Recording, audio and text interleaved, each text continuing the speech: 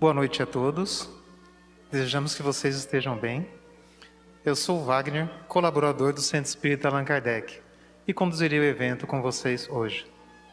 Enquanto não iniciamos, gostaríamos de solicitar que, por favor, acessem ao chat do evento e identifiquem a cidade da onde vocês estão se conectando. Sejam todos bem-vindos. É com imensa alegria que recebemos a todos nesse nosso segundo encontro do Clube de Leitura, onde abordaremos a obra Histórias Bem-Humoradas, Ensinamentos Espíritas, da nossa querida Ted Nilsson. A Sueli, que nos acompanha, controlando o chat, colocará mais informações sobre a obra, para que vocês possam ler e se interar com ela. A Rosa Benatti, filha da autora, já está presente conosco aqui e nos contará também curiosidades sobre os bastidores da obra e fontes de inspiração da autora. Também contaremos com a participação especial dos profissionais contadores de história, o José Antônio e a Paula Negrão, também colaboradores do Centro Espírita Allan Kardec. Nos auxiliando na infraestrutura, contaremos com a Mauri Hashimoto, com o Cláudio, na nossa área de audiovisual, e também com a Val Uchoa e a Cristiane Bergamini, na nossa área de comunicação. Esse evento é uma organização da editora Allan Kardec, contando com a colaboração da Marise, da Estela e da Sueli. Para quem participa pela primeira vez, o Clube de Leitura é uma experiência diferenciada, compartilhada, em que as pessoas leem um livro e depois se reúnem para compartilhar aprendizados, vivências que tiveram, itens que mais gostaram e também pontos que sentiram destaque na obra. Uma característica desses encontros é a informalidade. Solicitamos a todos, então, que se sintam à vontade para perguntas e colocações durante o evento. A nossa programação estará dividida da seguinte forma: daremos palavra à Rosa em breve,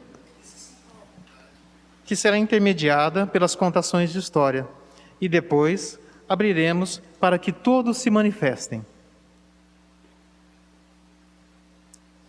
Bom, vamos apresentar a nossa querida Rosa Benatti.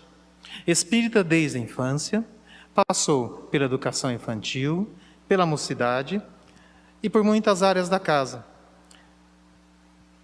Os cursos e vários trabalhos voluntários no Instituto Popular Humberto de Campos. No Educandário Eurípides também atuou. Colaborou como instrutora e dirigente de cursos, seminários e palestras. Desde a juventude, realiza palestras e exposições, tanto no Estado quanto fora dele. Atualmente, é colaboradora ativa do Centro de Estudos Espíritas Nosso Lar, com cursos, seminários, palestras e desenvolvimento de trabalhadores. Agora, vamos recordar um pouquinho a nossa querida Dona Ted. O livro Histórias Bem-Humoradas, Ensinamentos Espíritas, publicado pela editora Allan Kardec, com a autoria de Ted Nilsson, revela sua principal habilidade: contar histórias sempre com uma pitada de humor para trazer ensinamentos importantes para crianças, jovens e adultos.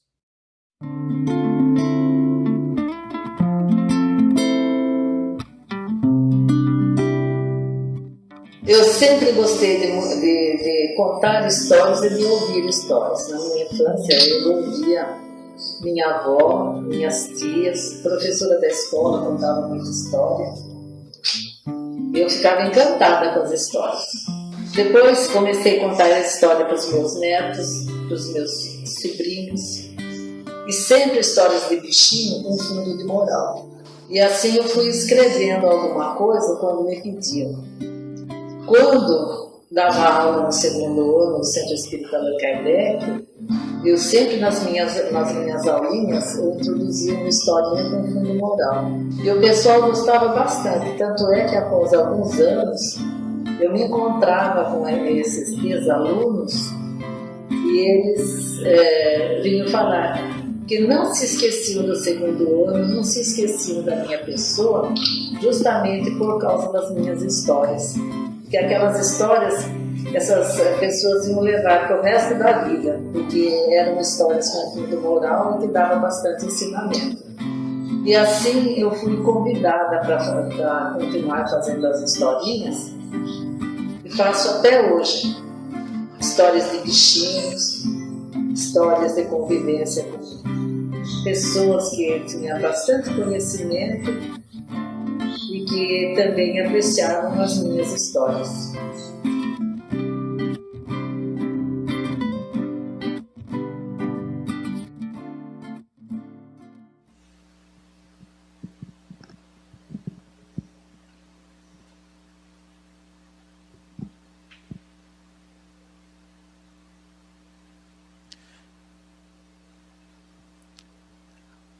Agora passamos a palavra à nossa querida colaboradora Rosa Benatti, para dar seguimento no nosso evento de hoje.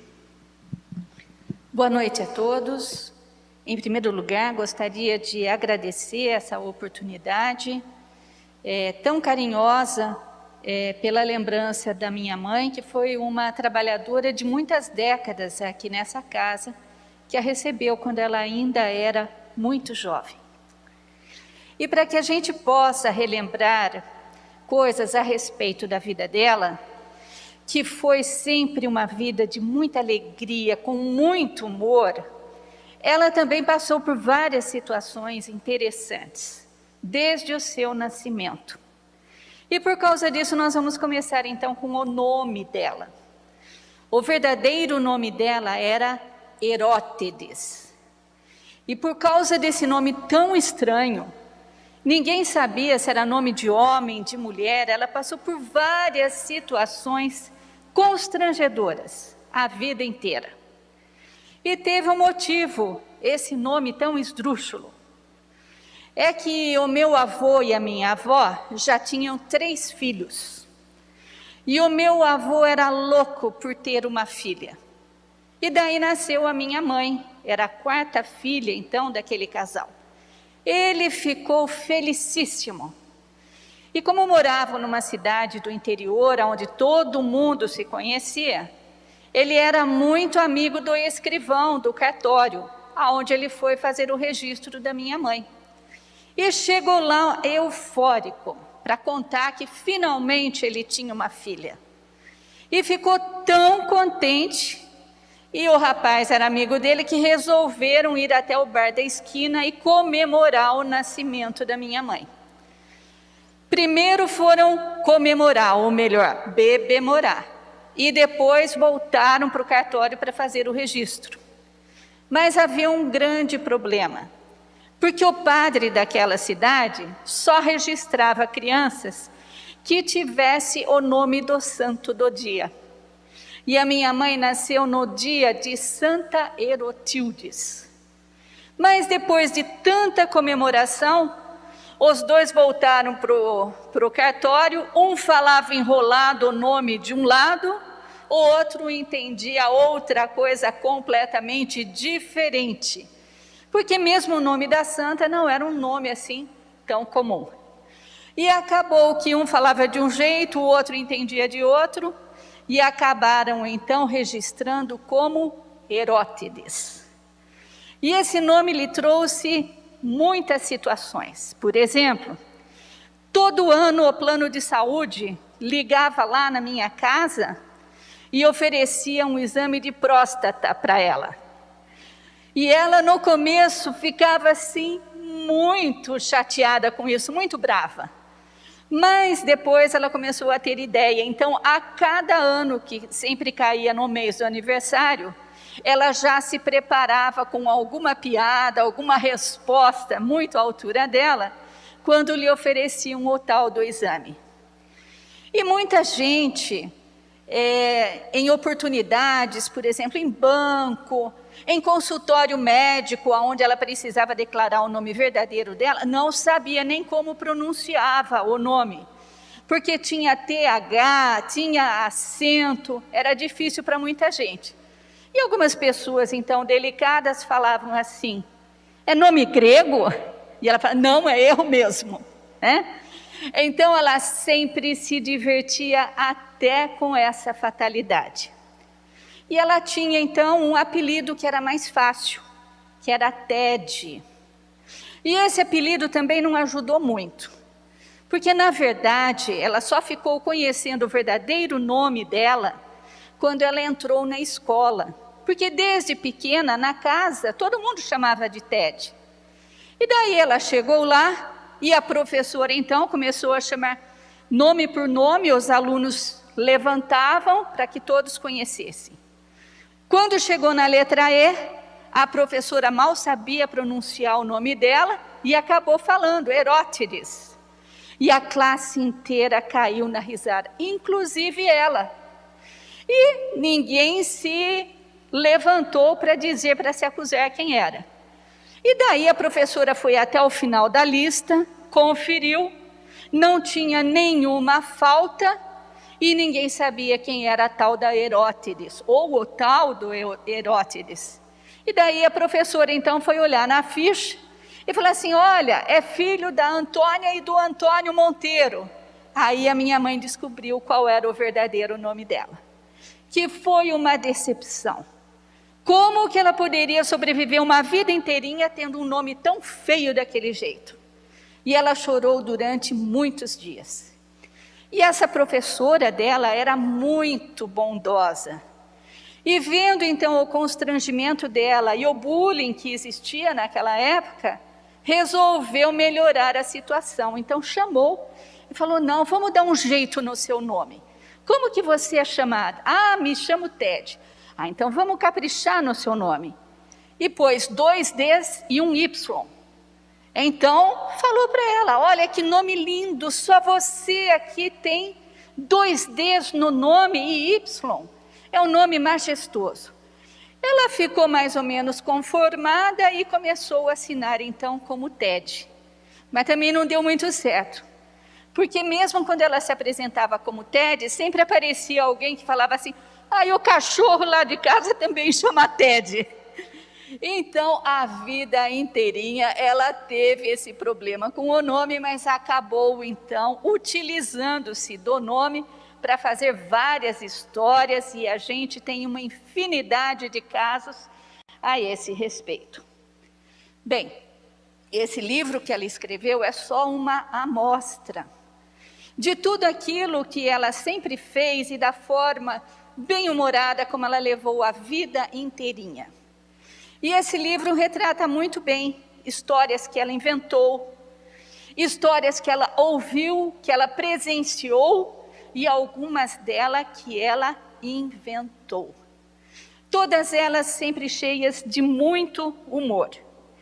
Então agora eu gostaria de convidar a nossa amiga Paula para contar uma dessas histórias que está no livro dela. A história que eu vou contar começa assim. Dona Teresa, uma avó que adorava ficar em volta com seus netos. E quando isso acontecia, vinha um fiozinho de história. Certa vez, ela contou uma história de 10 sapinhos. Quando chegou a primavera, esses sapinhos ficaram tão felizes, eufóricos e foram passear na floresta.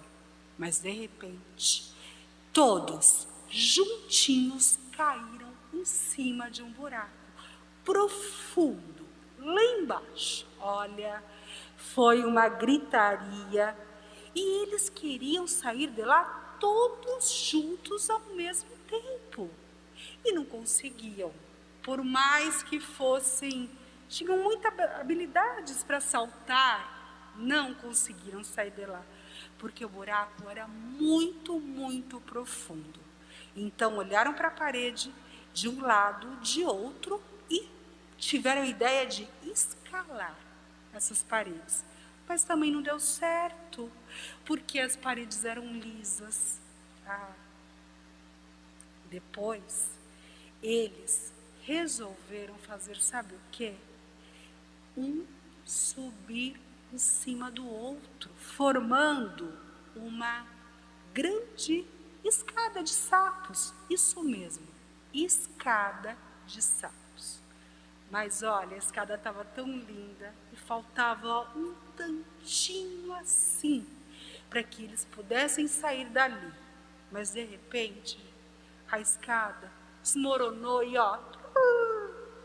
eles foram parar lá embaixo. Olha, mas dessa vez foi uma gritaria.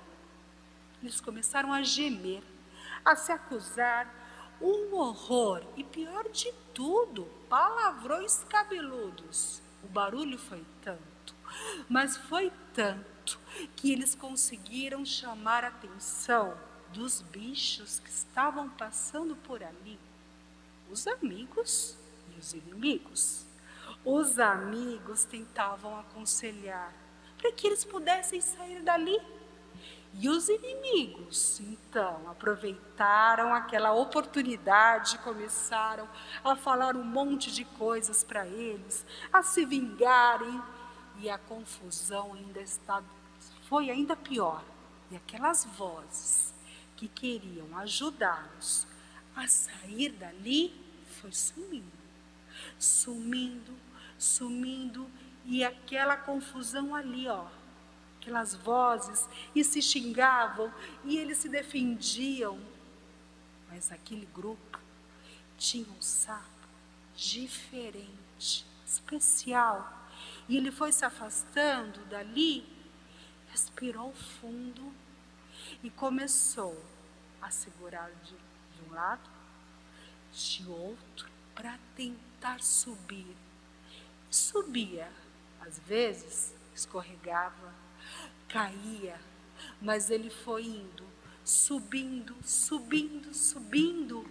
até que chegou lá na beira do buraco. Ele tentou, foi indo e se salvou a sua vida. Naquele momento, Lúcia, neta da Dona Teresa, ficou surpresa e disse assim: vovó, por que só ele se salvou e os outros não? Ela olhou para Lúcia e deu um sorriso e disse: minha querida, ele salvou-se porque ele era surdo. E ele não dava ouvidos, não conseguia, não deixava se envolver por todas aquelas situações. Mas Jesus nos deixou uma lição. Não é porque somos surdos que não recebemos ajuda lá do alto. Recebemos ajuda quem tem ouvidos para ouvir.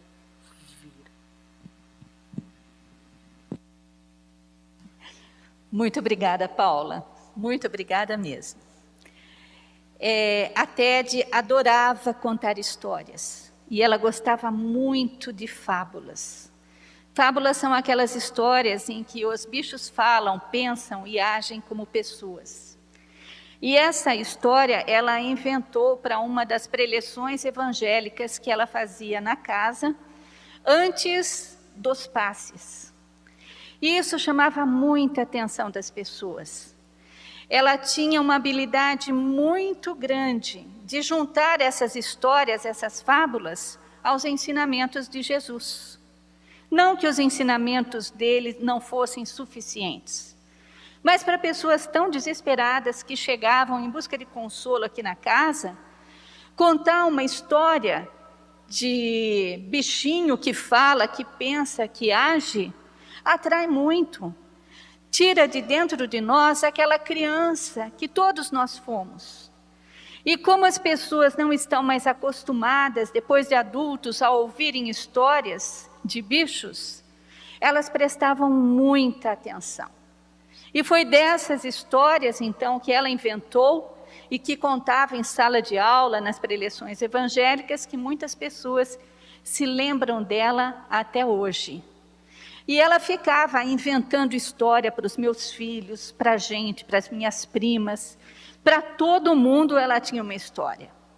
E às vezes os meus filhos, então, pediam para ela repetir uma história. Como ela inventava as histórias, ela não sabia mais o pedaço da história.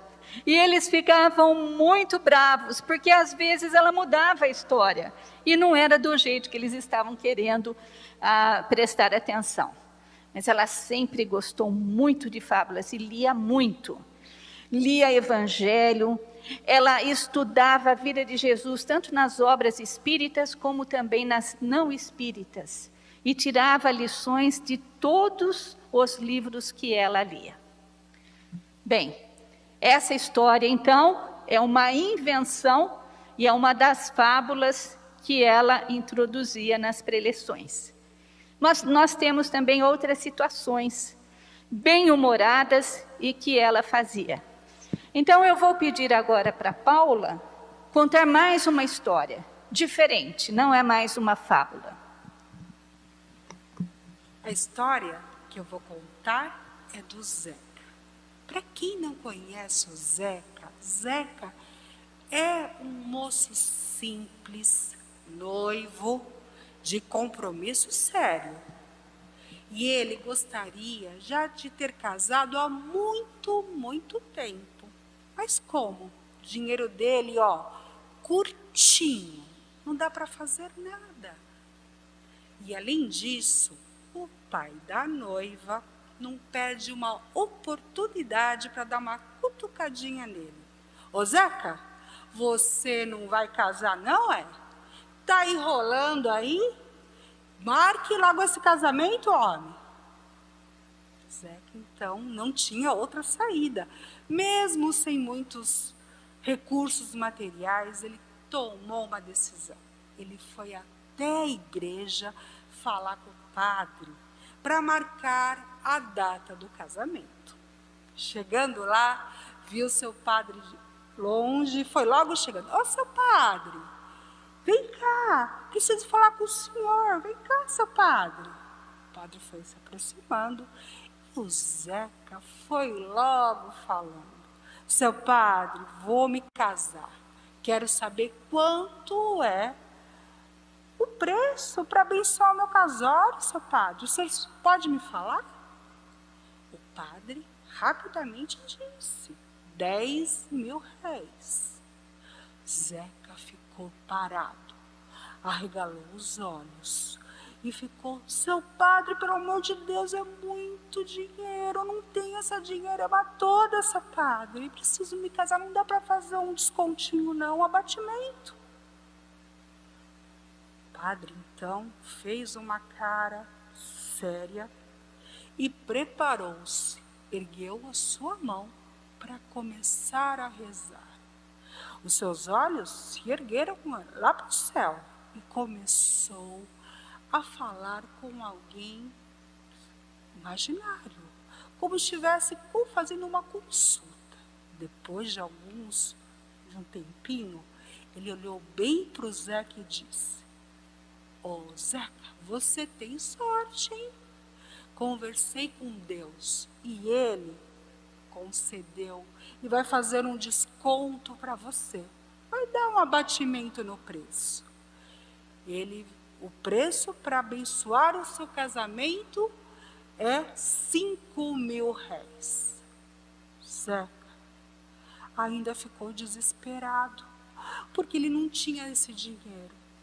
E ele implorou para o padre: seu padre, pelo amor de Deus, será que dá para a gente reforçar o pedido para ele? Eu não tenho esse dinheiro. Ele que tem um coração bondoso, quem sabe ele vê minha situação, a minha pobreza toda, e dá um abatimento no preço, seu padre, por favor. E além do que, eu não posso casar sem a bênção dele. O padre novamente fez todo o ritual, levantou as mãos para parasse para rezar, ergueu os olhos para cima, ficou aí murmurando como se estivesse consultando alguém invisível e depois de alguns minutos olhou para o Zeca e disse: "Você tem sorte, meu filho. Conversei com Deus e Ele concedeu um desconto.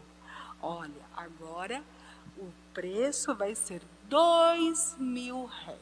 Está bom para você?" Zeca ficou tão feliz que o preço estava bom para ele. E ele realmente podia marcar a data do seu casamento. Depois de um mês ele ia se casar. Casamento feito, tudo certinho, arrumado. Depois de 3 meses, o padre encontrou o Zeca na rua. Também aquele rosto que ele nunca mais esqueceu. Um moço pechincheiro. E olha, quando viu o Zeca, foi logo perguntando: "Me conta como que está a sua vida de casado, você está feliz? Me conta, está tudo bem?" O Zeca, triste, nem conseguia olhar para o padre e disse assim: "Seu padre, muito mal, não estou nada bem. Mas o que aconteceu? O senhor acredita que ela teve coragem de me abandonar depois de um mês de casório e fugiu com outro?" Aí o padre olhou bem para o Zeca, um sorrisinho assim de lado, e disse: "Também, meu filho, com o preço dessa benção, só podia ser um mês de casório, R$2.000.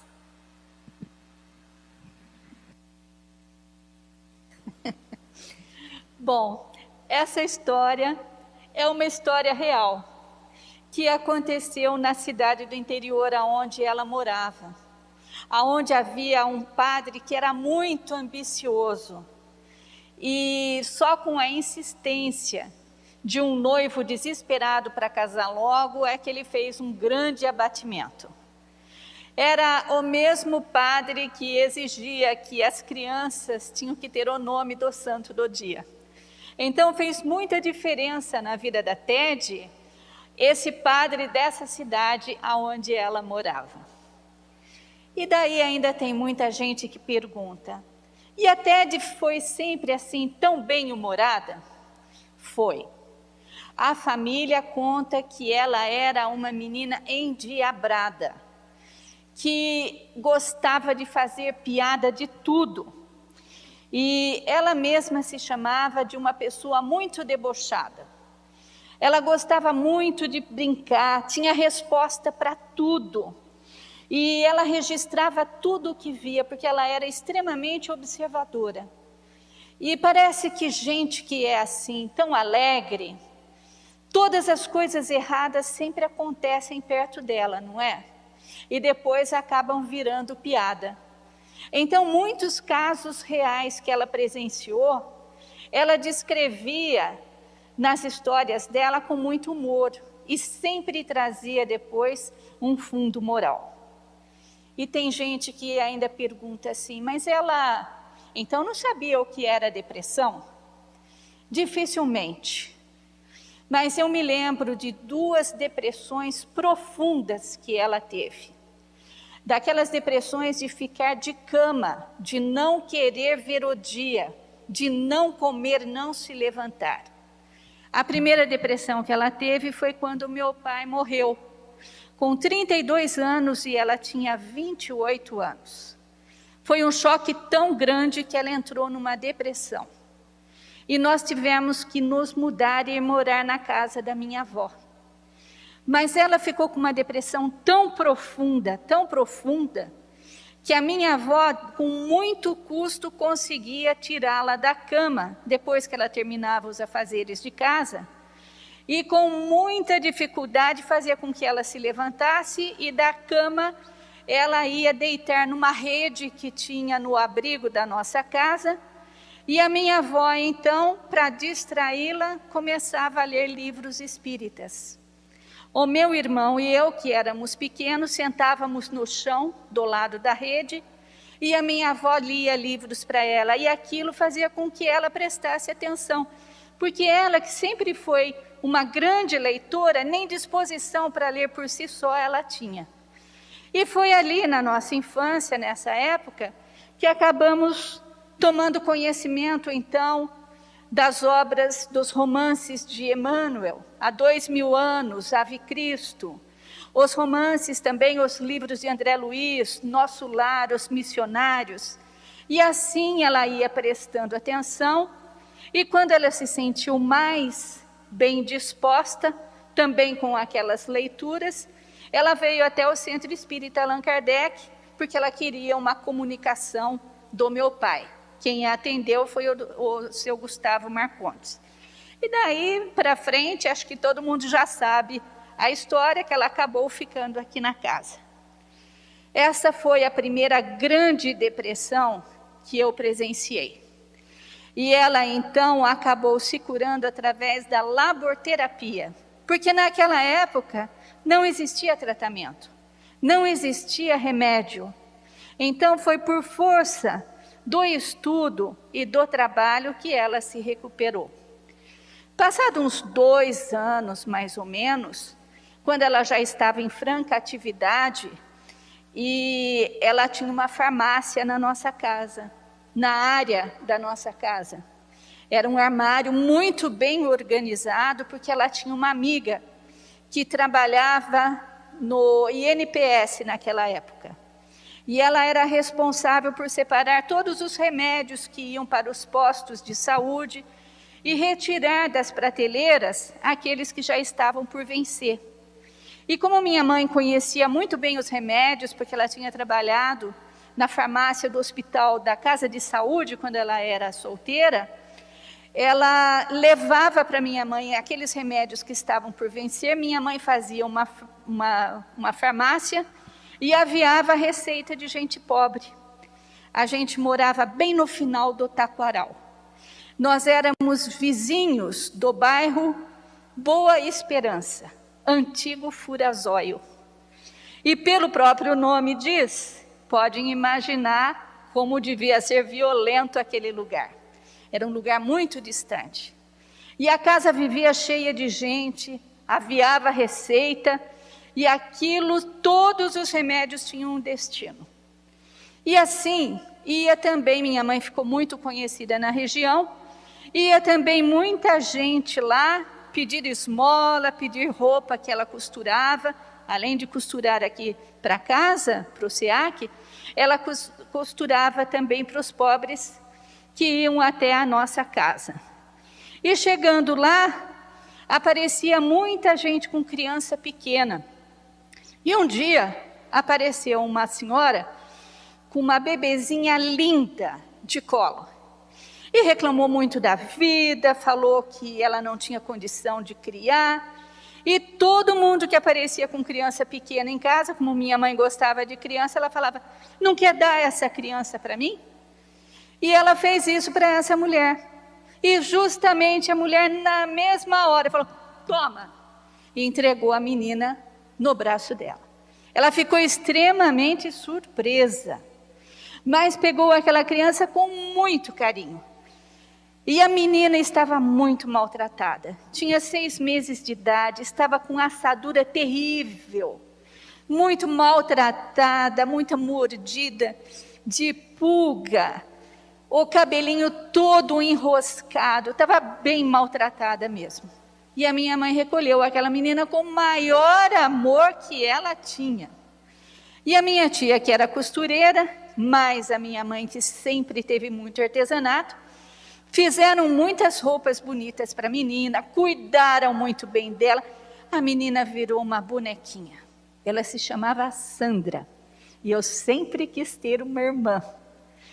E a minha mãe cuidou da menininha. Depois de um certo tempo, a mãe biológica começou a aparecer e a tentar extorquir dinheiro.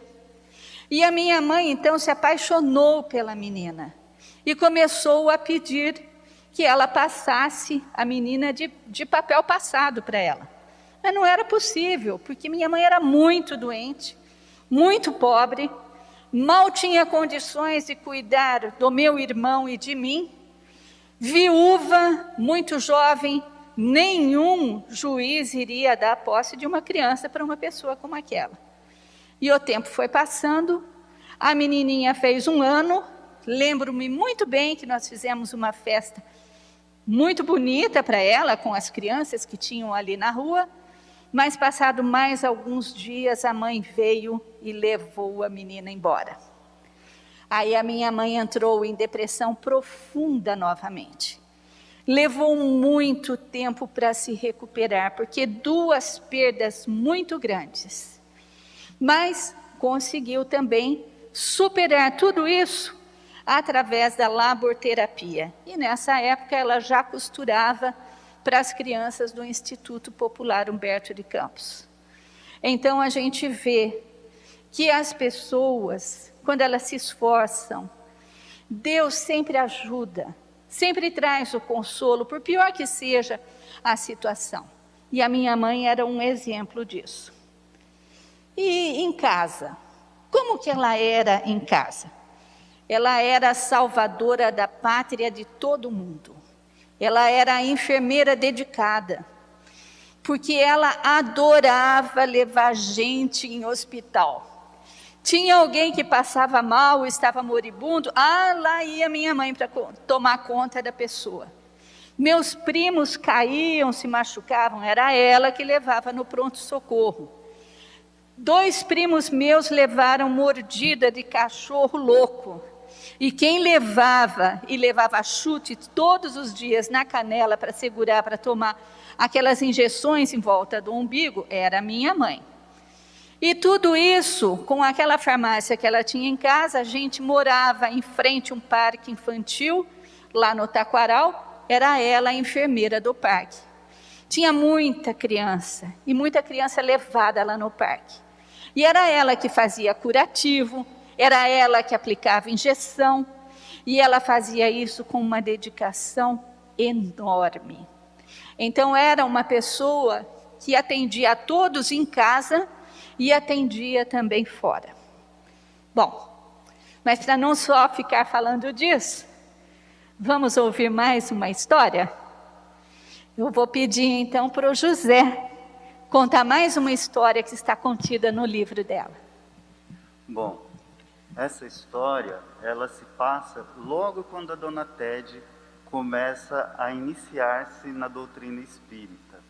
Então, quando ela começou com esse estudo na doutrina, ela conheceu uma senhora que era médium. Era uma senhora muito gentil, muito simpática. No entanto, ela tinha uns hábitos meio estranhos. Naquela época, as casas espíritas não eram como são hoje, assim, estruturadas nos cursos, nos aprendizados. As pessoas vinham, é lógico que tinha quem vinha fazer palestra, que se preparava muito bem para fazer palestra, trazer bons ensinamentos, pessoas que falavam sobre o Evangelho, faziam o estudo e trazia nas reuniões que eram necessárias. Mas, geralmente, os cursos estruturados como nós temos hoje não existiam. Então, as pessoas, elas vinham por amor, por dedicação, pelo ideal.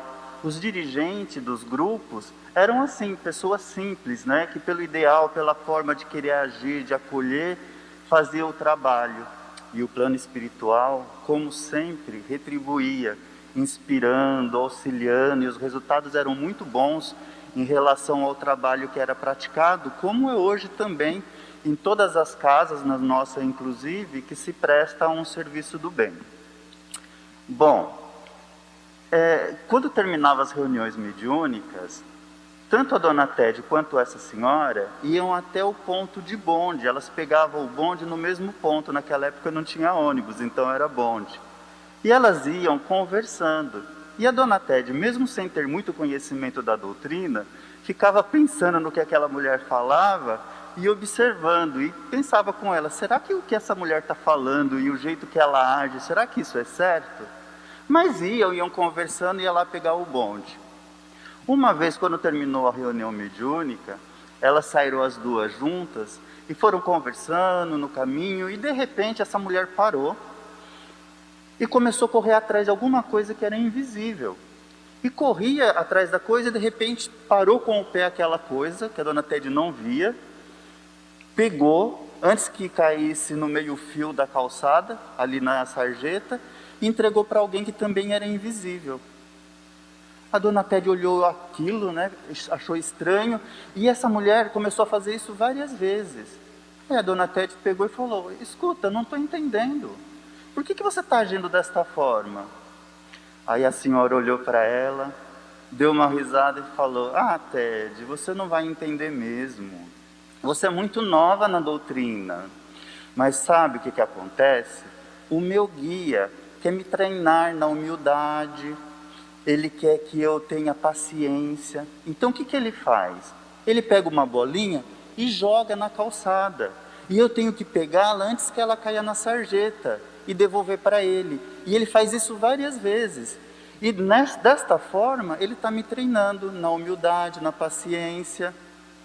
A dona Tede olhou para ela e falou: você tem certeza que ele é seu guia? Porque pelo que eu entendo, pelo pouco que eu sei, um guia não faria isso com uma pessoa que ele cuida, colocar numa situação tão ridícula desta forma. Bom, a partir daquele momento, ela não teve mais a companhia para ir até o ponto de bonde. Não adiantava convidar, falar, a mulher sempre simpática, mas sempre arranjava uma desculpa para não ir junto. Provavelmente aquele espírito que se dizia guia daquela senhora, né, estava fazendo alguma coisa ali para que aquela senhora não ouvisse a Tede, que pelo que ele talvez tenha entendido, tinha condições de alertá-la sobre a questão que ele vinha fazendo contra ela. Essa foi uma das muitas saias justas que ela teve dentro da doutrina espírita. Principalmente porque ela foi entrevistadora durante muito tempo e ela tinha grandes histórias, muitas histórias do mau entendimento, da má interpretação de muita gente. Essa foi uma história real. E ela tratava todo mundo com seriedade, com respeito, mas muita sinceridade. E desde o começo da sua vida, dentro de casa, ela era uma alegria para todo mundo. Além dela cuidar de todo mundo, uma outra característica dela, por gostar de criança, ela infernizava a vida dos meus primos, que também moravam na casa da minha avó. E ela tinha uma facilidade muito grande para botar apelido em todo mundo. Então era assim: Eglê Boca de Latrina, Sônia Escorpião, Denise Esmagapato, Cátia Borboleta. E ninguém escapava. E os apelidos dela sempre tinham relação com algum acontecimento na vida de cada um. Até mesmo os bichos de casa ela não perdoava e botava apelido. A minha prima Cátia tinha um cachorro enorme, amedrontador, preto. Um cachorro de raça. Mas ele botava medo, ele era amedrontador no tamanho. Mas o que ele tinha de grande, ele também tinha de bobão. Ele não era um cachorro agressivo, apesar de botar muito medo em todo mundo. E pelo porte dele, não poderia deixar de ser. E a minha prima pôs o nome dele de Astor.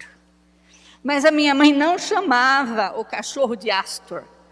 Por causa dele ser bobão, ela só chamava o cachorro de Asnor. Ou que a minha prima ficava louca da vida, né? Então ela fazia piada de tudo, absolutamente de tudo.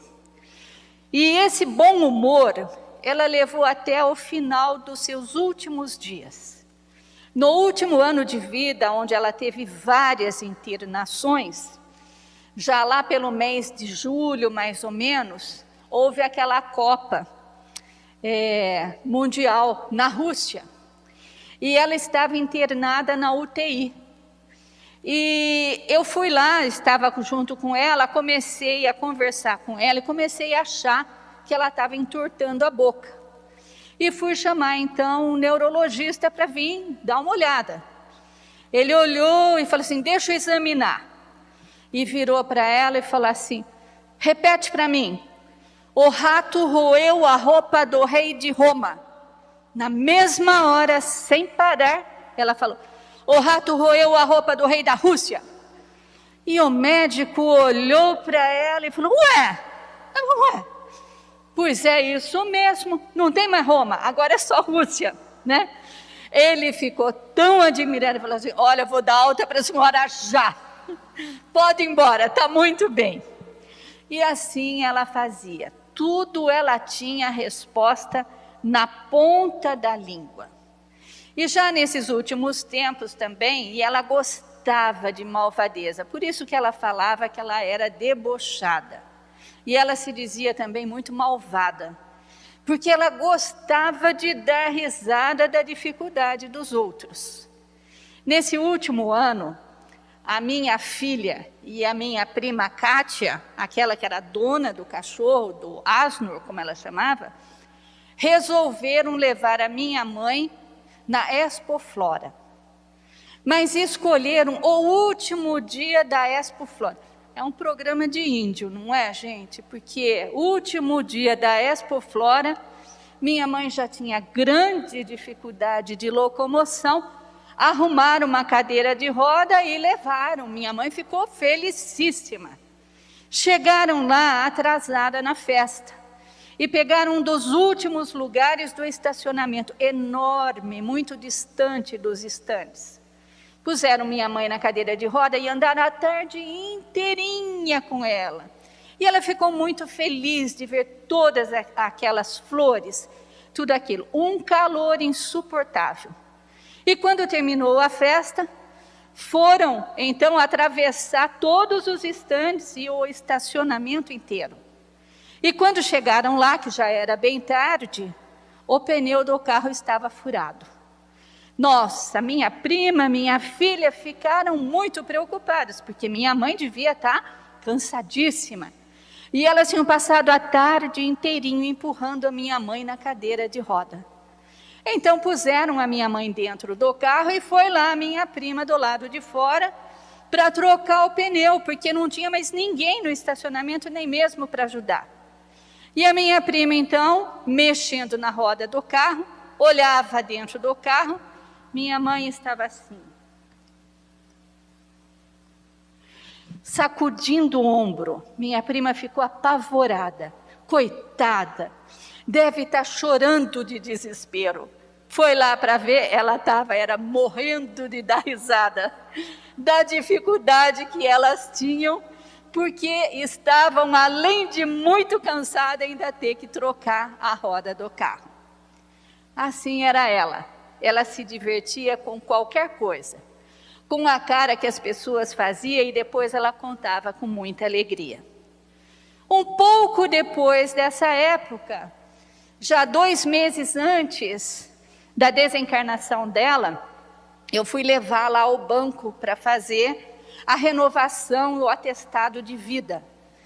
E lá chegando, a gerente do banco falou: olha, é a última vez que eu vou aceitar o documento dela, porque os documentos dela já estão vencidos há mais de 10 anos. Todo ano você traz a sua mãe aqui, com a mesma história de que ela é muito doente, mas não dá mais, porque agora vai ter auditoria no banco. Então eu não posso mais aceitar esse documento tão velho. Eu falei: tá bom. E daí resolvi, então, minha mãe estava passando uns dias bem, fomos eu e a Márcia, que ajuda lá em casa, sempre foi o meu braço direito, levamos a minha mãe no poupa-tempo. Arrumamos uma cadeira de roda, fui lá, negociei com o pessoal do poupa-tempo, entramos por uma porta especial, pela porta dos funcionários, e negociei, então, que a minha mãe ficava junto com a Márcia, e eu entrava em todas aquelas infindáveis filas que tem no poupa-tempo. Era uma tarde assim, muito quente. Eu suava em bica e a Márcia segurando a minha mãe na cadeira de roda, lá distante. E a cada vez então que precisava ou tirar foto ou ela precisava assinar, eu dava sinal, a Márcia trazia a minha mãe, depois voltava para um lugar mais agradável e eu continuava andando por todas aquelas filas. Levamos muito tempo. E depois então a Márcia veio me contar que ela se divertia de me ver suando em bica, que pingava o suor por todos os lugares que eu ia, aquele desespero de entrar numa fila, pegar ficha, esperar painel acender. E ela falava assim para a Márcia: que tonta. A minha mãe gostava de me chamar de tonta. E ela falava assim: mas que tonta. Olha só, quanto sacrifício é tu. Eu vou morrer logo, não vai precisar de nada disso. E morreu mesmo. 2 meses depois, ela acabou indo. Mas se divertiu muito também às minhas custas. E assim era ela, uma pessoa muito alegre, que de tudo fazia piada. E há pessoas que ainda perguntam. E para quem escreveu 2 livros, para quem contava história tão bem, dava aula com profundidade, conhecia muito evangelho, ela tinha estudo? Minha mãe tinha o estudo da vida. Ela estudou a vida inteirinha. Quando o seu Lucas, que era um trabalhador antigo aqui da nossa casa, que introduziu os cursos na nossa casa, antes mesmo dos cursos elaborados pela Terezinha, que ele trouxe cursos da federação onde ele trabalhava, ele que incentivou a minha mãe a fazer preleção. E como ela tinha que escrever, que estudar, ela resolveu por conta própria se aperfeiçoar. Então ela fez aquele telecurso do 1º grau, pela TV Cultura, que existia antigamente. Olha, gente, vocês estão pensando que coisa de internet é coisa da atualidade? Não. Naquela época, minha mãe já se interessava e fazia por televisão. Não tinha computador, mas ela fez.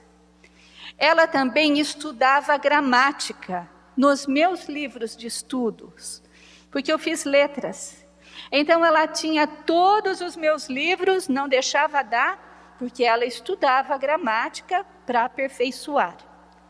E o melhor amigo dela era o dicionário. Ai, como ela gostava de conhecer palavras novas. E ela anotava todas as palavras novas para depois empregar nas preleções e nas aulas que ela tinha. Então, ela estudou a vida inteirinha. Formalmente, ela tinha só o estudo da escola fundamental. Mas era uma pessoa extremamente interessada. Ela assistia jornais, ela falava de qualquer assunto, estava sempre atualizada, até mais do que a gente. Ela lia a Veja semanalmente, de capa a capa, que o meu marido assinava. E daí era uma briga entre os dois, porque ele trabalhava o dia inteiro, quando ele chegava de noite, ele queria ler a revista, estava lá no quarto dela. Mas ela sabia de tudo, tinha opinião a respeito de tudo. E ela conseguia fazer isso além dos trabalhos, dos afazeres de casa, porque ela era extremamente disciplinada. Levantava cedo e ela organizava todos os trabalhos da casa, o cuidado com os meus filhos, porque, na verdade, como eu sempre trabalhei fora, ela era a dona da casa. Meus filhos, meu marido, acorriam a ela quando precisavam de alguma coisa, porque ela atendia a todo mundo. E durante as 24 horas do dia, ela não tinha nenhum minuto que ela desprezasse. Porque ou ela via um jornal, ou ela fazia alguma coisa em casa, ou ela fazia uma costura, ou então ela fazia um tricô, um crochê, ou então ela estudava. E a minha mãe sofria muito de insônias. A vida inteirinha ela reclamava disso. Mas ela aproveitava as horas de insônia durante a noite para ler livros. Então, em cima da cômoda dela, sempre tinha uma pilha de livros, porque ela também não lia um livro só, ela lia vários ao mesmo tempo. E assim ela foi, então, desenvolvendo. Ela tinha uma facilidade muito grande de escrever e de se expor. Aprendeu a falar em público também, através das preleções aqui na casa e através das aulas. E todo mundo se divertia muito com as histórias dela. Era extremamente disciplinada e cobrava a disciplina de quem estivesse do lado. Tanto que um dos casos que aconteceu aqui na casa no 2º ano, ela não se atrasava nenhum minuto para começar a aula. Na época em que morreu a Lady Di, foi uma comoção geral. E no dia que ela chegou aqui para dar aula, estava todo mundo, porque mania de espírita é querer fazer análise de qualquer um que desencarna, principalmente de figuras importantes. E ela chegou lá na sala, estava aquele zum, zum, zum, todo mundo querendo dar uma explicação, comentando, lamentando a morte da Lady Di. E a minha mãe chegou, deixou o pessoal ali conversar. Quando deu exatamente o horário da aula, ela foi lá na frente e falou assim: Lady Di morreu, que pena. Vamos começar a aula. Acabou com o falatório na hora, né? Então era assim, ela não desrespeitava ninguém, ela tinha um jeito de falar com todas as pessoas. Uma coisa que era a rotina dela também, é que ela tinha um caderninho e ela fazia oração, todos os dias, às 6h. Qualquer aluno, qualquer pessoa da casa, parente, amigo, que ela soubesse que estava doente, ela punha o nome no caderninho e às 6h, ela parava de fazer qualquer coisa para ela ir orar para aquelas pessoas. E ela também visitava, e ela também ligava para todas as pessoas. E para aquelas que perdiam entes queridos também. Se possível, ela ia no velório, não por causa do falecido, mas por causa das pessoas, dos familiares. E ela sempre tinha uma palavra de conforto para aquelas pessoas. E passados alguns dias, ela também ligava para saber se precisava de alguma coisa. E isso ela levou até o fim. Então, com tanta disciplina, ela conseguia fazer muita coisa.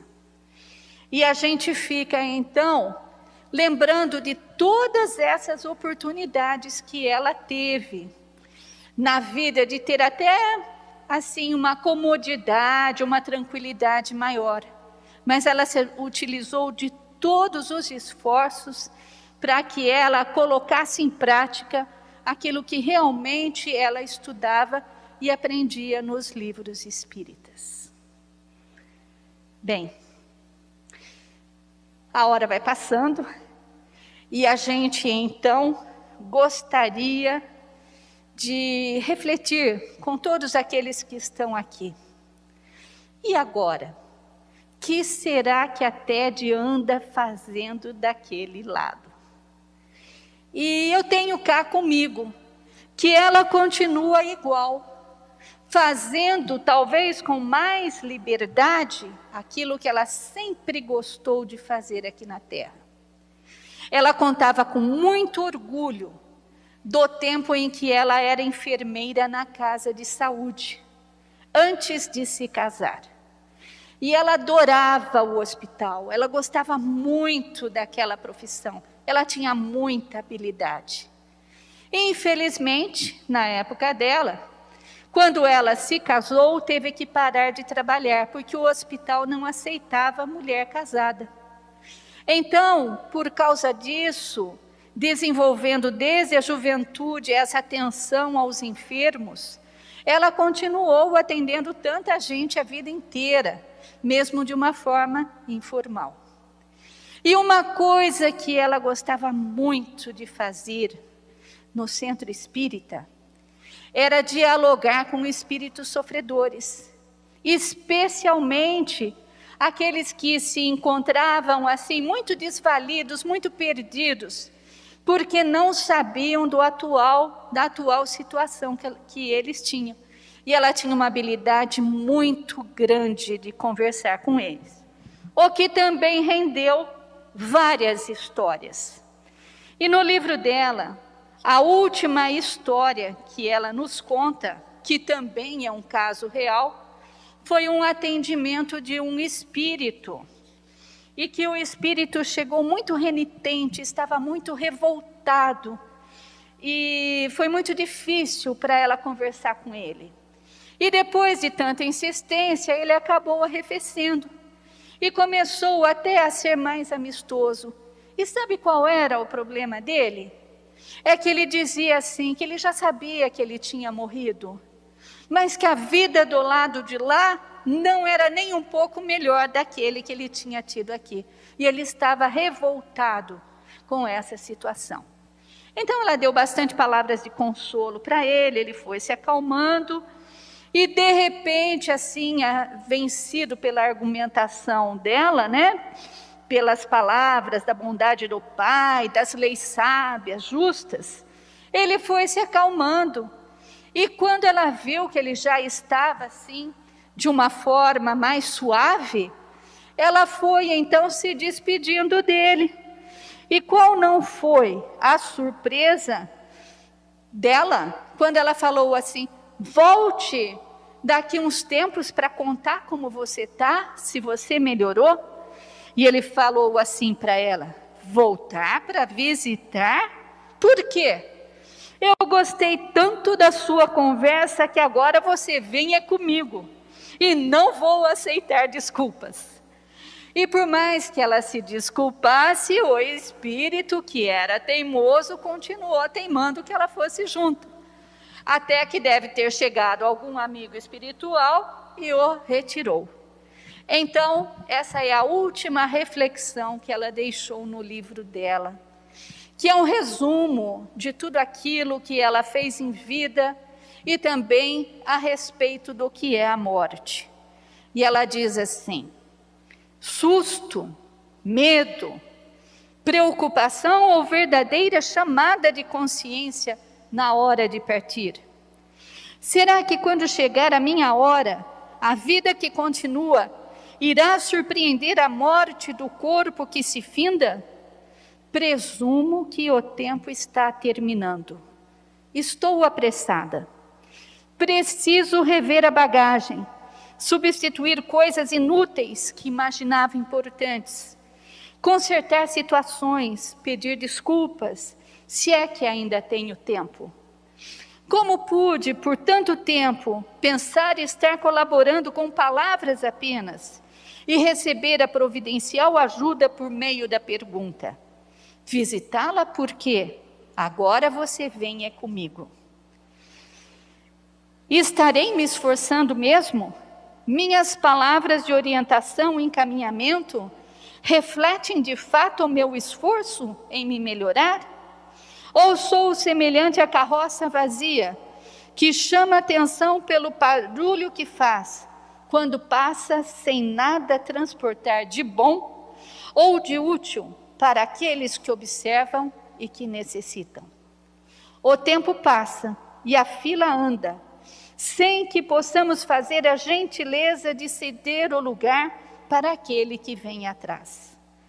Ai, que saudades que eu tenho da minha infância, quando inocentemente recitava: da morte ninguém escapa, nem o bispo e nem o papa, somente eu escapo, porque quando ela chegar eu fujo, entro no meu caldeirão e tapo. E digo para ela: vá-se embora, dona Morte, jamais morrerei, pois tenho boa saúde, porque não bebo, não fumo e não falo mal de ninguém. Por isso eu lhe digo: faça o que eu faço e passe muito bem. Eu imagino que para quem conversava tanto com espíritos e atendia a tantas pessoas doentes, ela deva estar trabalhando muito do lado de lá, principalmente nessa época de desencarne coletivo, atendendo aqueles que partem dos hospitais e chegam do outro lado sem saber o que fazem. Muito obrigada. Boa noite. Muito obrigado, Rosa.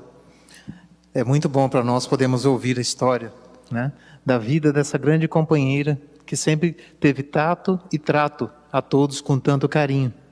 E por falar nisso, gostaríamos de anotar aqui o imenso carinho anotado no nosso chat pela dona Nísia, a Marinice, a Célia e tantas outras amigas que conviveram com essa nossa querida colaboradora aqui do Centro Espírita Allan Kardec. E dando sequência nisso também, né, tivemos a Silvana Machado, que escreveu no chat que a Ted e a Rosa foram professoras dela no 2º ano e que ela tem até um bilhetinho da Rosa guardada com muito carinho. A gente está vendo como, né, a nossa querida Ted impactou e influenciou as pessoas. Muito obrigada. Fico muito feliz em saber.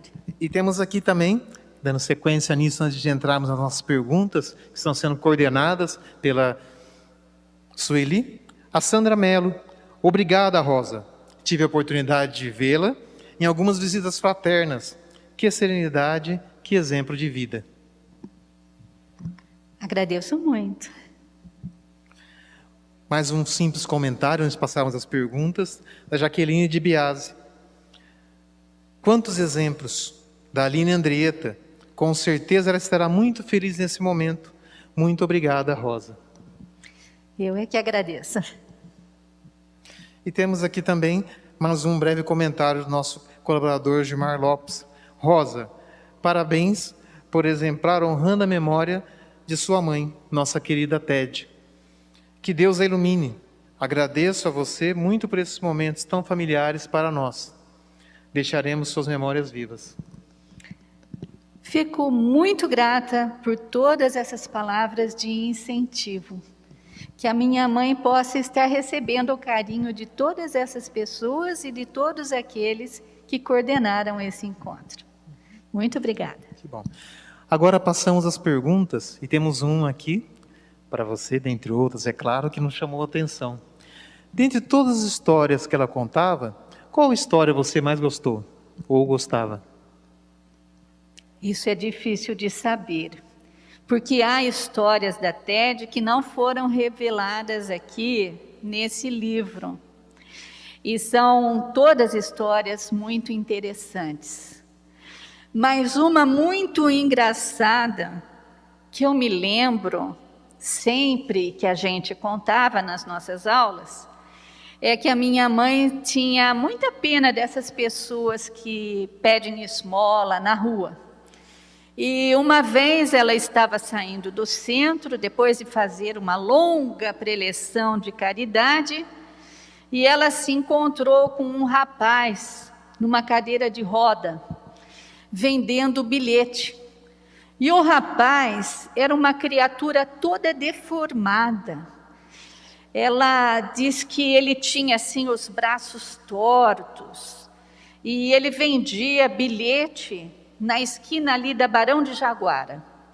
E daí ela foi passando, olhou para ele, ele falou: compra um bilhete que vai dar hoje. E como ela era uma pessoa muito observadora, ela olhou para ele e achou que ele tinha assim meio jeito de macaco, porque ele era todo retorcido. Não que ele tivesse uma cor escura, não, ele era um rapaz branco, mas ele era todo retorcido. Segundo ela, só faltava o rabo. E daí ela, então, olhando na fisionomia dele, resolveu comprar um bilhete de macaco. E depois ela se arrependeu muito, ficou com dor na consciência, falou: olha como eu sou maldosa, né? Estou fazendo uma caridade, acabo de sair de lá do centro falando sobre a caridade, faço uma caridade, mas eu não consigo me segurar, e ainda faço uma coisa dessa. E a minha avó gostava muito de jogar no bicho, que tinha naquela época. E a minha avó conhecia todos os bichos. E daí ela chegou em casa e contou para minha avó: olha só o que eu fiz. Comprei um bilhete, acho que vai dar hoje. Era dia de correr o bilhete. Minha avó perguntou para ela: mas que bilhete, que bicho que você comprou? Ah, eu comprei um macaco. Macaco? Deixa eu ver aqui o bilhete. Olhou no bilhete e falou assim: por que você comprou macaco? E daí ela contou a história do tal do rapaz. A minha avó olhou para ela, balançou a cabeça e falou assim: ele é mais inteligente do que você, porque ele não te deu um bilhete de macaco, ele deu um bilhete de burro.